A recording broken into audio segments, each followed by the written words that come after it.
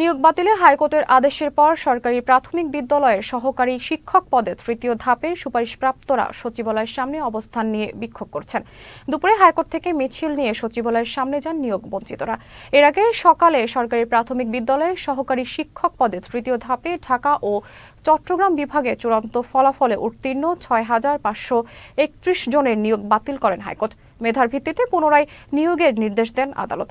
গত বছরের অক্টোবরে প্রাথমিক বিদ্যালয়ের শিক্ষক নিয়োগে তৃতীয় ধাপের 6,531 জনকে চূড়ান্তভাবে সুপারিশ করা হয়। এদিন আদালতের রায়ে কোটা পদ্ধতি অনুসরণ করে প্রকাশিত ফল বাতিল করা হয়। আমরা 6,531 জন প্রাইমারিতে সুপারিশপ্রাপ্ত হয়েছে, আমাদের রেজাল্ট দিয়েছে 31 অক্টোবর, কিন্তু যারা সুপারিশপ্রাপ্ত হয় নাই তারা রিট করছে, তাদের রিটের পরিপ্রেক্ষিতে আমাদের নিয়োগটা বাতিল করে দিয়েছে কেন? আমাদের এখন একটাই দাবি, আমাদের নিয়োগপত্র দিতে হবে। নিয়োগপত্র ছাড়া আমরা এখান থেকে লড়বো না, এক চুল পরিমাণ লড়বো না। আমাদের 19 বিধিতে নিয়োগ সার্কুলার হয়েছে, 19 বিধিতে নিয়োগ হয়েছে, সেই জায়গায় বিচারপতি কিভাবে আজকে আমাদের রেজাল্ট বাতিল করে 93তে রেজাল্ট চায়? এটা কিভাবে সম্ভব?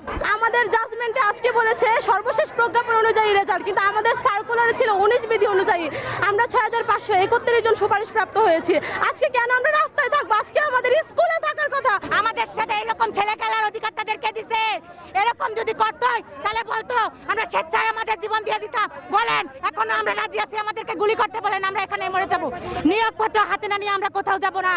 রাষ্ট্র আমাদেরকে নিয়োগ দিছে, তো রাষ্ট্র এর দায়ভার বহন করব। আমরা সেই আশায় প্রথমে চুপচাপ ছিলাম, পরবর্তীতে দেখি আমাদের ভিতরে যারা রিটকারী এরা ভিতরে ভিতরে গুছায় ফেলাইতেছে, যে আমাদেরকে তারা আগাম সংবাদ দিতেছে, আরে বাবা আমরা রায় জিতবো, তোরা দেখে নিস 6 তারিখ কি হয়। আমাদেরকে 14 তারিখ উপদেষ্টা বিধান রঞ্জন বলেছেন আমরা 6,531 জন তার ভাই বোন। আমরা রাস্তায় দাঁড়িয়েছি মানে সে রাস্তায় দাঁড়িয়েছে। আজকে কেন দ্বিতীয়বার আমাদেরকে রাস্তায় দাঁড়াতে